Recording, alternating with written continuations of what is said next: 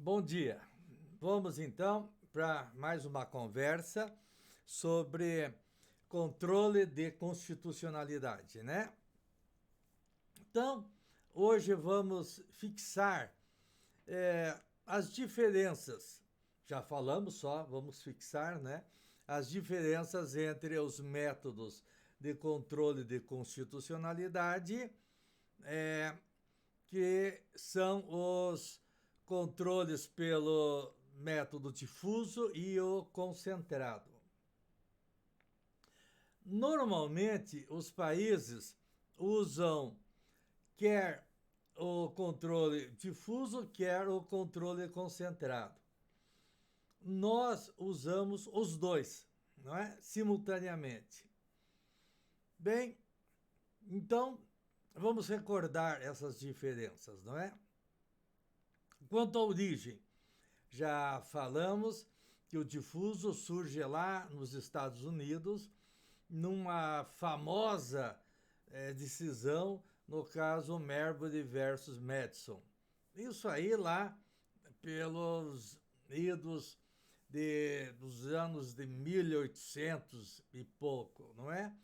Então lá surge o controle de constitucionalidade pelo método difuso. Quando aquele juiz que julgou o caso é, concluiu pelo princípio da supremacia da Constituição. Né? Então, entre discordar, acolher uma lei e discordar da Constituição, ou acolher a Constituição e discordar da lei, optou-se, né, pelo princípio da supremacia da Constituição em atender à Constituição e desconsiderar a lei. Esse é o fundamento dessa decisão no caso Marbury versus Madison. O concentrado, já dissemos, ele teve sua origem na Constituição Austríaca de 1920, aí por inspiração de Hans Kelsen, que depois de muita discussão, quem é que teria o poder de fazer o controle de constitucionalidade, se era o executivo, se era o legislativo, se era o judiciário, Hans Kelsen então entendeu que seria de um tribunal chamado Tribunal Constitucional. No nosso caso, em alguns países tem a diferença entre o Supremo Tribunal Federal e o Tribunal Constitucional. No nosso caso, o nosso Supremo Tribunal Federal é, ao mesmo tempo, Supremo Tribunal Federal, ou seja, a última instância aí para qualquer tipo de julgamento, e tem as funções também de Tribunal Constitucional. Então, o nosso Supremo exerce essas duas funções. Essas funções em outros países são feitas por tribunais distintos. Um é o Supremo e outro é o Tribunal Constitucional. No nosso caso, não.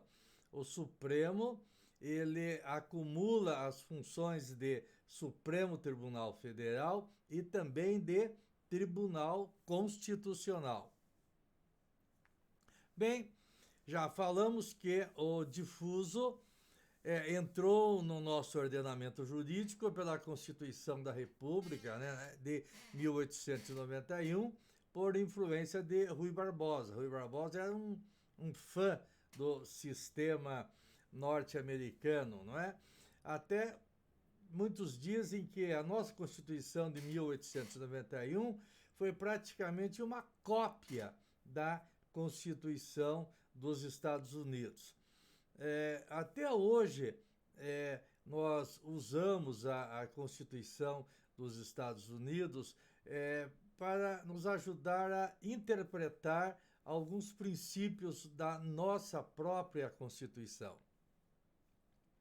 Ah, e o sistema concentrado, que veio então lá da Constituição Austríaca, ele ingressou no nosso sistema, como já dissemos, através da Constituição de 1946, mas não foi em 1946, foi em 65, através de uma emenda, a chamada emenda número 16 à Constituição de 1946. Essa emenda foi introduzida pelo regime militar e então o sistema de constitucionalidade e controle de constitucionalidade para o sistema concentrado é bem recente entre nós, ou seja, é de 1965, enquanto que o difuso é desde 1891.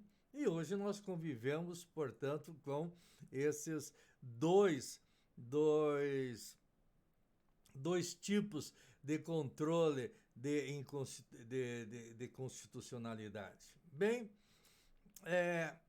o controle difuso, ele tem uma natureza subjetiva, ou seja, alcança apenas aqueles sujeitos do processo, aonde foi declarada a inconstitucionalidade da lei. Então, o João entra com uma ação contra o Pedro ou contra o Banco do Brasil, e nessa ação é declarada a inconstitucionalidade de uma determinada lei, e aí essa declaração vale ali para o João, naquele caso ali, né? Que está litigando com o Banco do Brasil. Por isso que nós dizemos que no controle difuso, o controle difuso tem a natureza subjetiva. Bem, já no controle concentrado, a natureza é objetiva, ou seja, alcança a todos, não só aqueles que estão naquele processo. No controle difuso,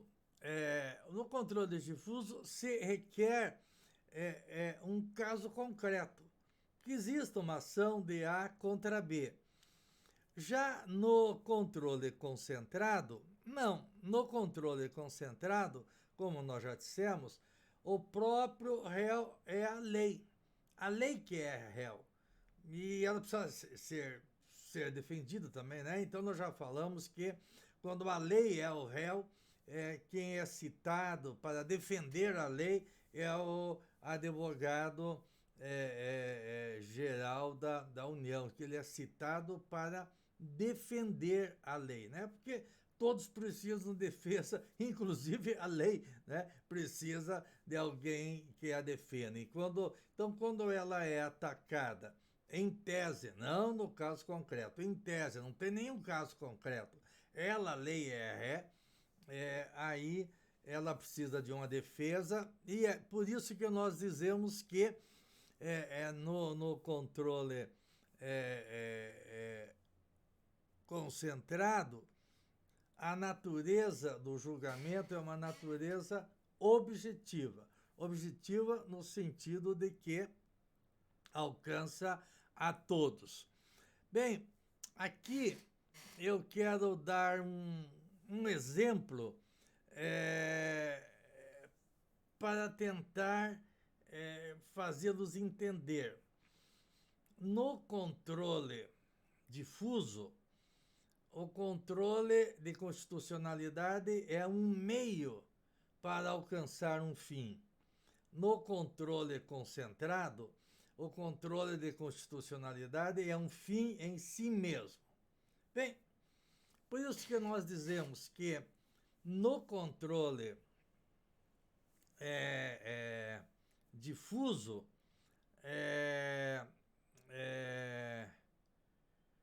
no controle difuso, o controle está na causa de pedir e não no pedido. No controle difuso, o pedido é outro.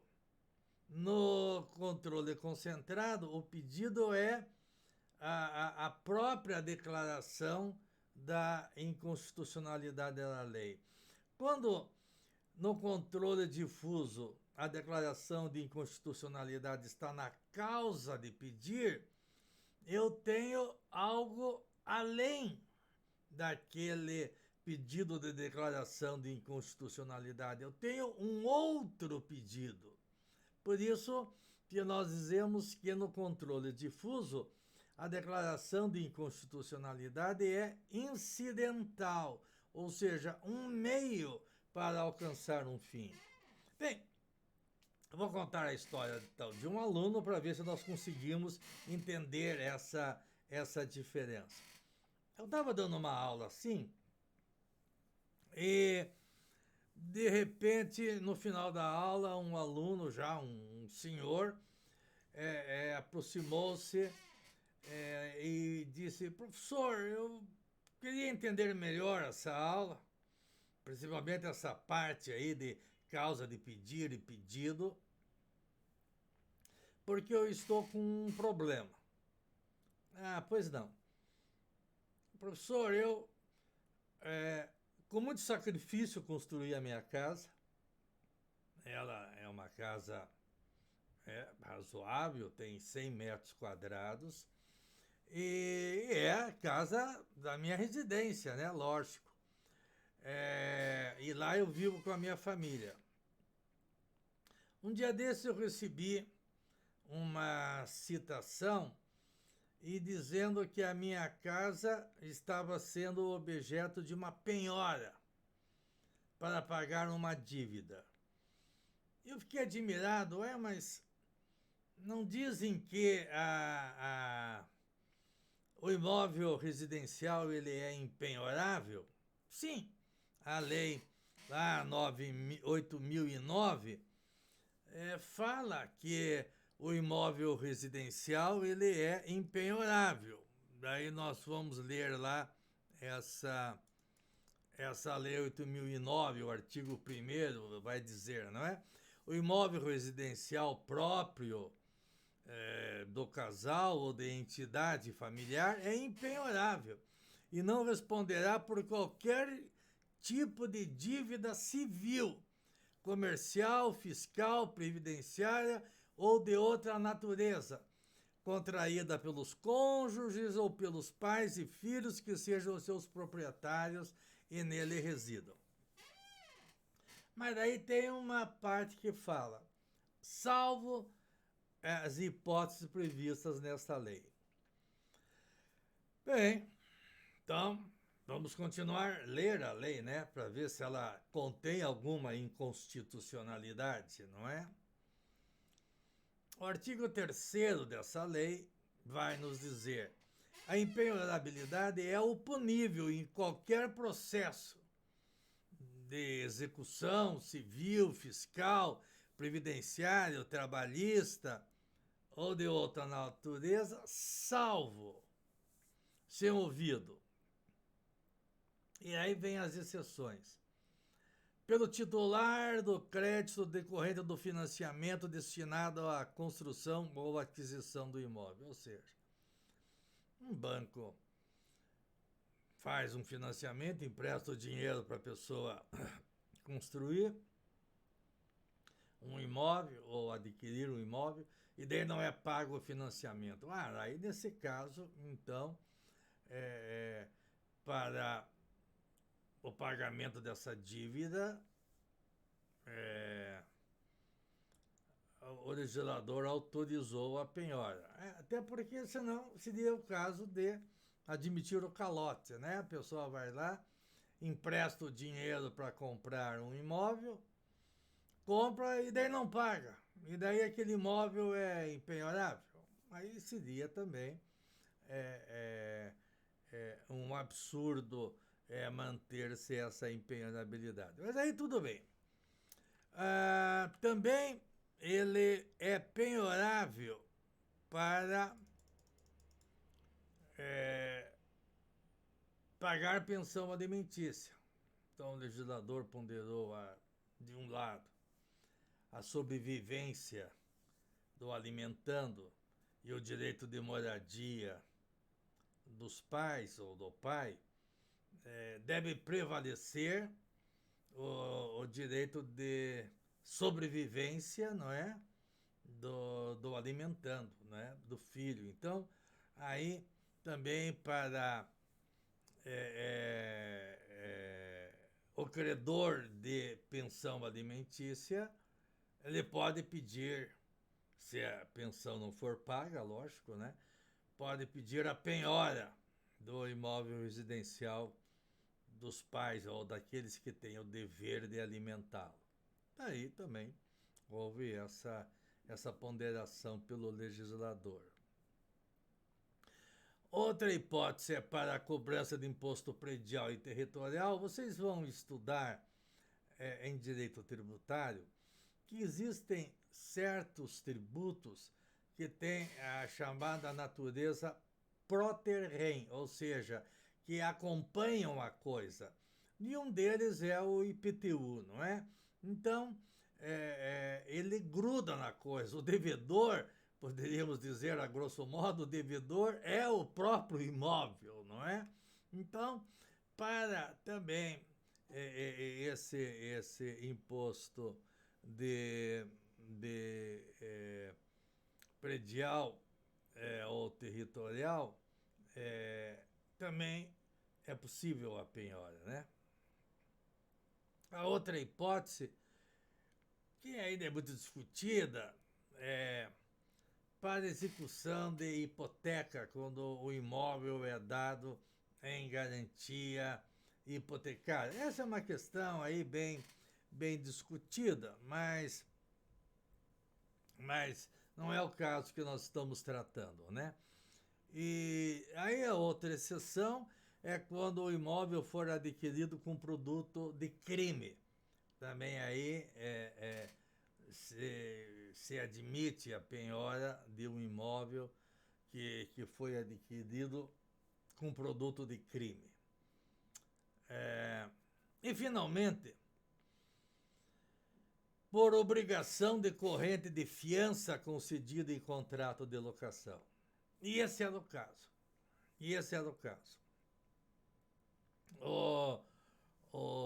Esse meu aluno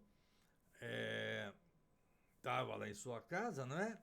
Quando recebeu uma visita de um sobrinho que veio do interior morar aqui na capital e pediu-lhe que assinasse como fiador de um contrato de locação.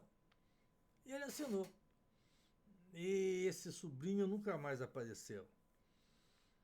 2 anos depois veio a cobrança. Esse sobrinho nunca pagou aluguel, nunca pagou taxa de condomínio, nada. E não tinha nada. Mas mesmo que tivesse, nada poderia ser executado. Se o sobrinho tivesse um imóvel dele, não poderia executar o sobrinho penhorando o imóvel de sua residência. Porque isso não estava nessas exceções. Então, o sobrinho poderia ficar devendo e ter imóvel em nome próprio e como locatário, e esse imóvel dele residencial não poderia ser penhorado em razão dessa dívida. Todavia, o fiador, no caso esse meu aluno, ele, em razão desta exceção aí do artigo 3º, inciso 7º, por obrigação decorrente de fiança concedida em contrato de locação, ele, como fiador, em razão dessa exceção, poderia ter a sua casa penhorada. Em razão da dívida do seu sobrinho. Em razão da dívida do locatário. Bem, aí nós sentamos e começamos a pensar. Aí começamos a refletir. Essa lei atende o interesse geral ou é fruto de um lobby das empresas locadoras de bens? Bem, nós achamos que não era do interesse geral. Era fruto de um lobby das empresas administradoras, não é? Que fazem locação de bens. E desde a Constituição de 1824 já se diz que a lei que não é para atender o interesse geral não é lei, é um arremedo de lei.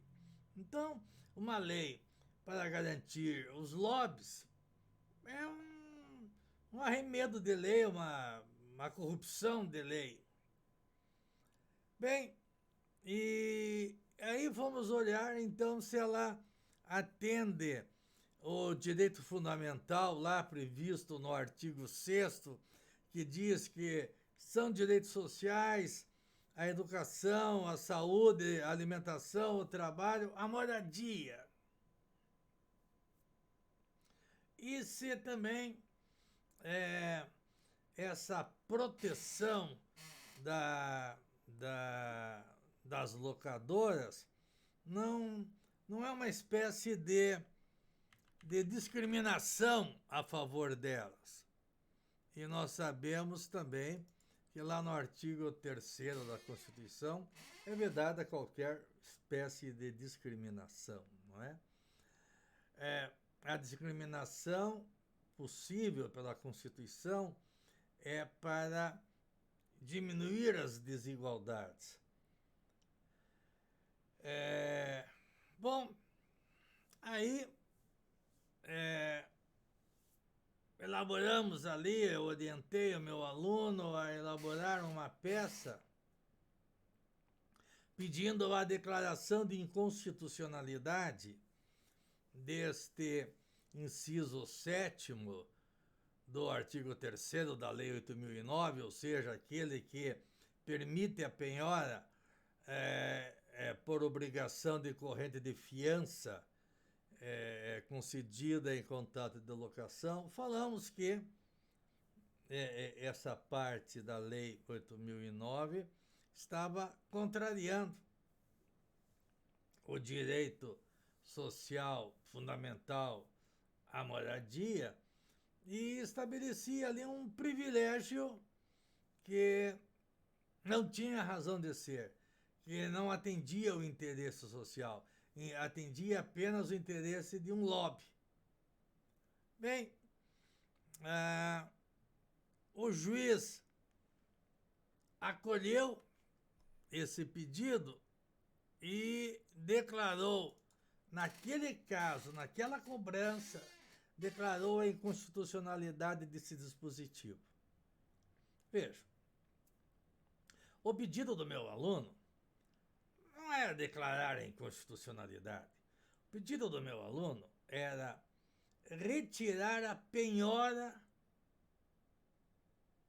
que recaía sobre a sua casa residencial. Esse era o pedido. Mas para ele chegar lá, ele tinha um obstáculo.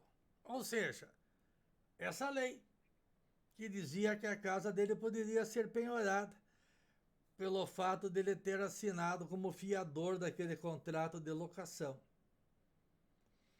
Então, para ele alcançar o seu pedido, ou seja, a impenhorabilidade da casa, ele tinha que afastar essa lei. Lembramos daquela poesia, né, do como é que é o nome daquele poeta? O Drummond, né, que falava assim, havia uma pedra no meio do caminho, e no meio do caminho havia uma pedra, né? Então, no meio do caminho desse meu aluno, de afastar a penhora da sua casa, havia uma pedra, essa pedra era a lei, não é? Então, eu tenho que afastar a lei para chegar no meu objetivo. Então, é como nós dissemos nas aulas anteriores. Hoje em dia, o juiz, antes de aplicar a lei, ou seja, nesse caso, aplico a lei, aplico o artigo 3º, inciso 7º da Lei 8.009, dizendo que é penhorável a casa do meu aluno porque foi fiador nesse contrato de locação. Antes de eu aplicar a lei, eu tenho que julgar a lei. Então, antes de eu aplicar a lei, eu tenho que ver se ela é constitucional ou não. E o juiz que analisou esse caso entendeu que realmente essa lei era inconstitucional e, portanto, afastou a penhora da casa residencial desse meu aluno. Então, repetindo, a declaração de inconstitucionalidade não foi um fim em si mesmo. A declaração de inconstitucionalidade, aí, pelo método difuso, foi um meio para alcançar um fim. O fim era retirar a penhora da casa do meu aluno. Por isso que nós dizemos que a declaração de inconstitucionalidade pelo método difuso não é o pedido, está na causa de pedir. A causa de pedir é que essa ação seja declarada, essa lei seja declarada inconstitucional para eu alcançar o fim. O fim é a impenhorabilidade da casa. Então, a declaração de inconstitucionalidade pelo controle difuso tem uma natureza de meio, não é? Para alcançar o fim, não é? Para alcançar aquele determinado fim. Já no controle concentrado, a declaração de inconstitucionalidade é um fim em si mesmo. Ou seja, poderia ser, no controle concentrado, ser discutido isso lá no Supremo Tribunal, colocando como réu a lei. Esse dispositivo 7º do artigo 3º da lei. Isso seria objeto da ação. Em tese, não se referindo a nenhum caso concreto. Réu é a lei. Aí, pelo sistema concentrado, se fosse julgado inconstitucional, aí valeria para todos. A natureza seria objetiva. Mas como foi julgado num caso concreto, a natureza ela é subjetiva. Então, nesse aspecto, a diferença do método difuso para concentrado é que no método difuso a declaração de inconstitucionalidade é um meio para alcançar um fim. No controle concentrado, a declaração de inconstitucionalidade é um fim em si mesmo. Muito bem. Vitorioso que foi o meu aluno, conseguiu livrar a sua casa da penhora. Todavia, porque o controle de constitucionalidade, nesse caso, foi pelo método difuso, essa declaração de inconstitucionalidade da lei só valeu para aquele caso. Porque no controle difuso, a declaração de inconstitucionalidade faz coisa julgada inter partes, ou seja, só em relação às partes do processo. Essa lei continuou valendo como constitucional para outros casos. Quem quisesse que ela fosse declarada constitucional para outros casos, tinha que, caso a caso, pedir a declaração de inconstitucionalidade. Porque, pelo método difuso, a declaração de inconstitucionalidade faz coisa julgada entre as partes. Pelo método concentrado, não. Pelo método concentrado, faz coisa julgada para todos. Então, se essa lei fosse discutida lá no Supremo Tribunal Federal, como nós vamos olhar aí, em determinadas ações especiais, aí ela poderia fazer valer para todos. Natureza, portanto, objetiva, não é? Bem, já vimos que a declaração de inconstitucionalidade pelo método difuso pode ser declarada por qualquer juiz, não é? No caso, por aquele juiz que estava ali presidindo aquela ação de cobrança, não é? Só que, pelo método concentrado, só pode julgar o Supremo Tribunal Federal. O órgão julgador não é qualquer juiz, é só o Supremo Tribunal Federal. E aí, não é em qualquer ação, como o difuso. O difuso pode ser feito controle de constitucionalidade em qualquer ação. Eu já disse, ação de despejo, inventário, divórcio, qualquer ação. No controle concentrado, só em ações especiais. Já falei na aula anterior. A DIN, a ADC e a DPF. Nós vamos estudar cada uma delas, não é? Separadamente. Outra distinção é quem pode requerer o controle de constitucionalidade de uma lei. Pelo difuso, qualquer um de nós.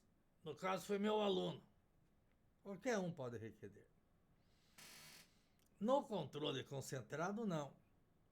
Antes da Constituição de 88, só quem poderia requerer a declaração de inconstitucionalidade pelo controle concentrado era o Procurador-Geral da República. Com a Constituição de 88, aí veio um rol que ampliou, não é? Então, aonde está esse rol? Esse rol está lá no artigo 103 da Constituição Federal, que vai dizer que são parte legítima para requerer o controle de constitucionalidade perante o Supremo Tribunal Federal. Primeiro, o presidente da República. Segundo, a mesa do Senado Federal. Veja bem, não é qualquer senador, mas a mesa diretiva do Senado Federal, que é composta de 7 senadores titulares, presidente, 2 vice-presidentes e 4 secretários.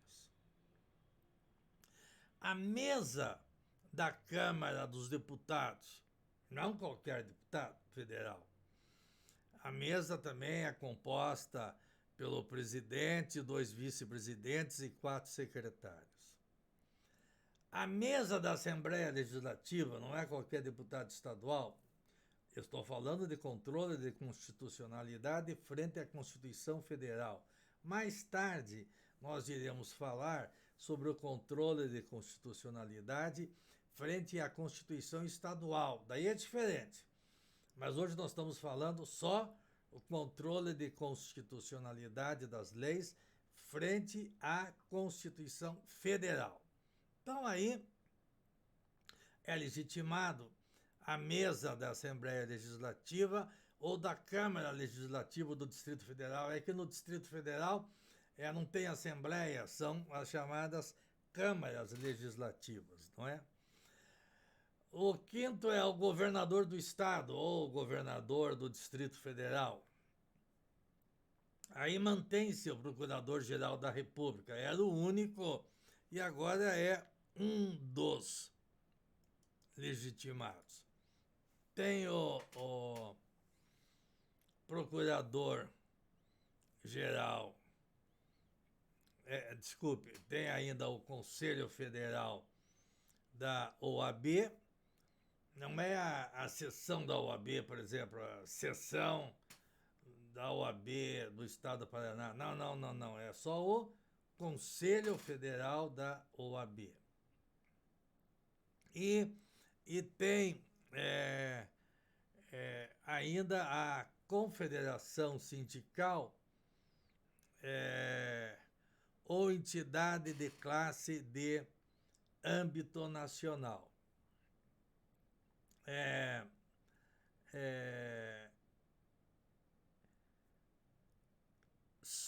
Existe uma diferença, uma peculiaridade que faz distinguir esses legitimados.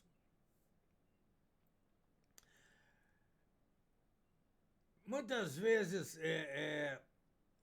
um legitimado não pode requerer a declaração de inconstitucionalidade de uma lei, enquanto que outro legitimado, esses do artigo 103, podem requerer a declaração de inconstitucionalidade de qualquer lei. Bem, aí nós iremos tratar de um ponto que se chama de pertinência temática. Mas essa questão da pertinência temática nós vamos tratar só na próxima aula. Bem, por fim daí, eu queria só reforçar, não é? Que outra diferença entre o controle difuso e o controle concentrado é a questão da coisa julgada.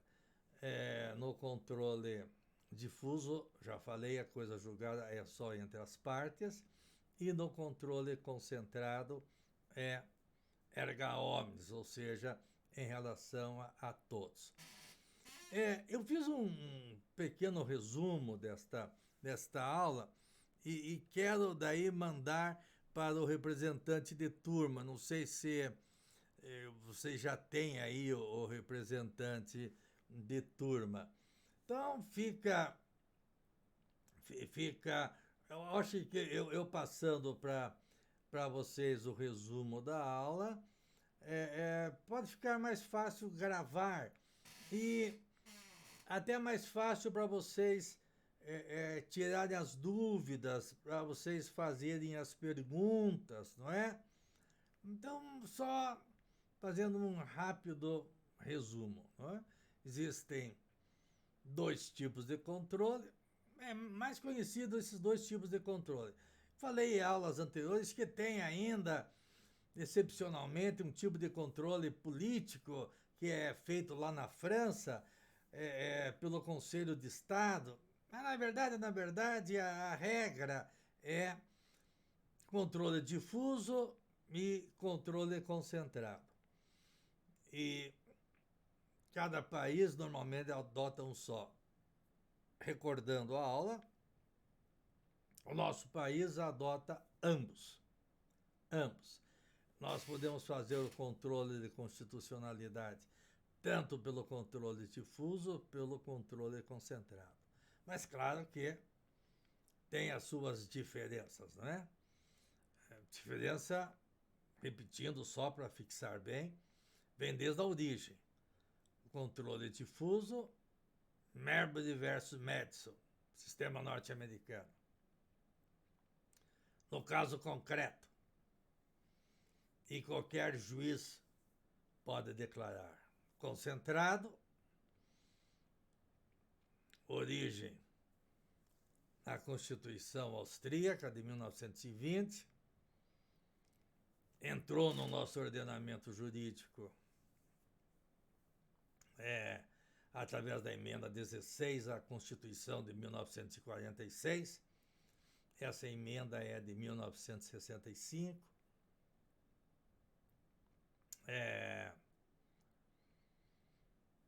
E daí só pode ser julgado pelo Supremo Tribunal Federal.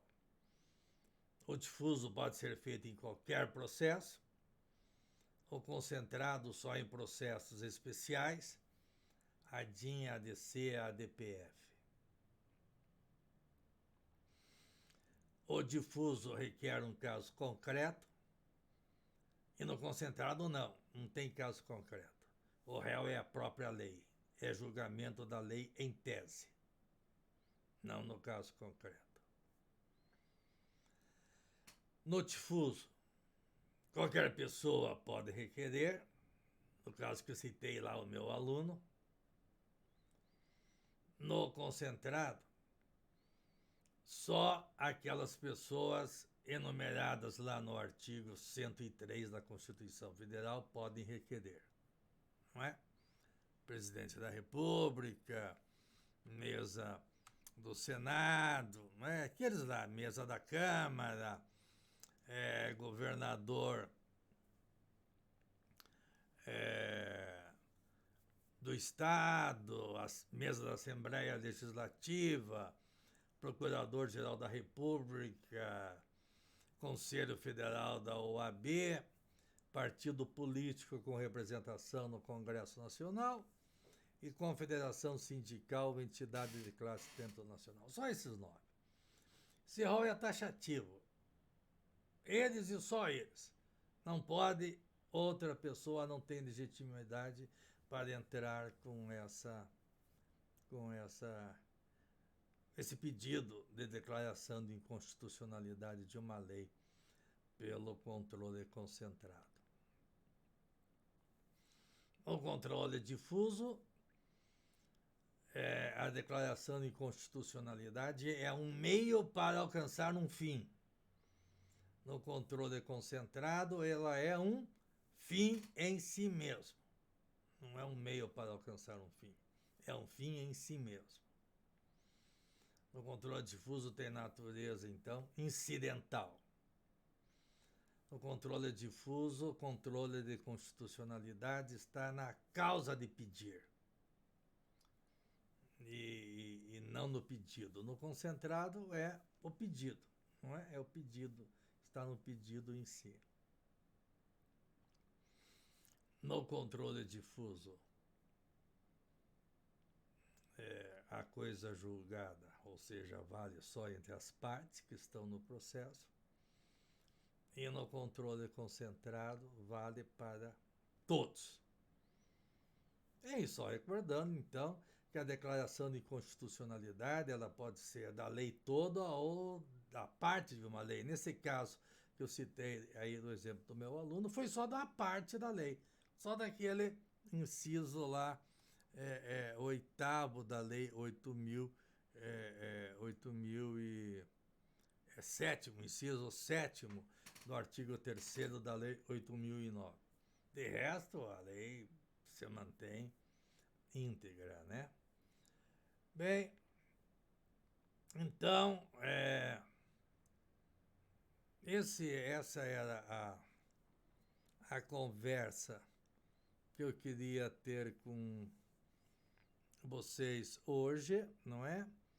E repito, eu fico à disposição de vocês para qualquer dúvida.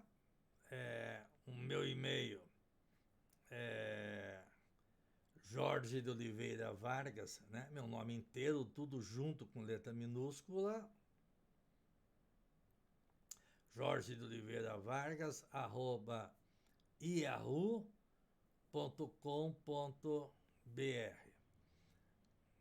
Digam lá quais as dúvidas que vocês têm.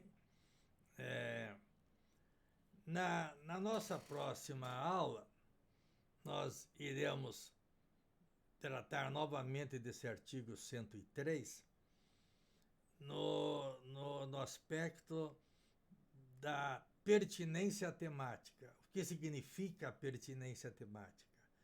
Porque alguns daqueles enumerados no artigo 103 podem requerer a declaração de inconstitucionalidade de qualquer lei e por que alguns daqueles não podem requerer a declaração de inconstitucionalidade de qualquer lei. Qual o motivo? Quais são as diferenças, né? E iremos tratar também da questão do controle de constitucionalidade preventivo. E aí faremos a distinção entre controle de constitucionalidade preventivo e controle de constitucionalidade repressivo. Tudo bem? E tentaremos falar também sobre o controle, se der tempo, né? Não quero ser tão cansativo assim, sobre o controle de constitucionalidade da lei pelo aspecto formal e da lei pelo aspecto material, controle de constitucionalidade daí pelo aspecto material. Bem, nós iremos na sequência fazer alguns testes para irmos formando a nota bimestral, porque a matéria chega lá na hora de fazer a prova bimestral, tem muita matéria desta ou daquela ementa, desta ou daquela aula, e acabamos muitas vezes tendo dificuldade, né, de assimilar todos os conteúdos. Então, eu vou tentar fazer a média lá da aula bimestral em partes. Aí, numa aula, peço, vamos recordar, por exemplo, os princípios em que se assentam o controle de constitucionalidade. Então, escreva lá sobre o princípio da supremacia da Constituição. Escreva lá sobre o princípio da Constituição rígida ou da Constituição semi-imutável. Discorra sobre isso, para nós fixarmos bem em que se assenta o controle de constitucionalidade. Não é? Lá do artigo 3º da Constituição de Portugal, que fala que a lei só é válida se estiver em harmonia com a Constituição, princípio da supremacia, ou as diferenças entre os métodos concentrado e difuso, e assim nós vamos compondo a nossa nota da avaliação bimestral. Mas na sequência eu vou combinando aí com vocês. Tá bom. Então, por enquanto, por hoje é só. Vamos continuar o nosso tema aí na próxima aula. Tá? Um bom dia para todos.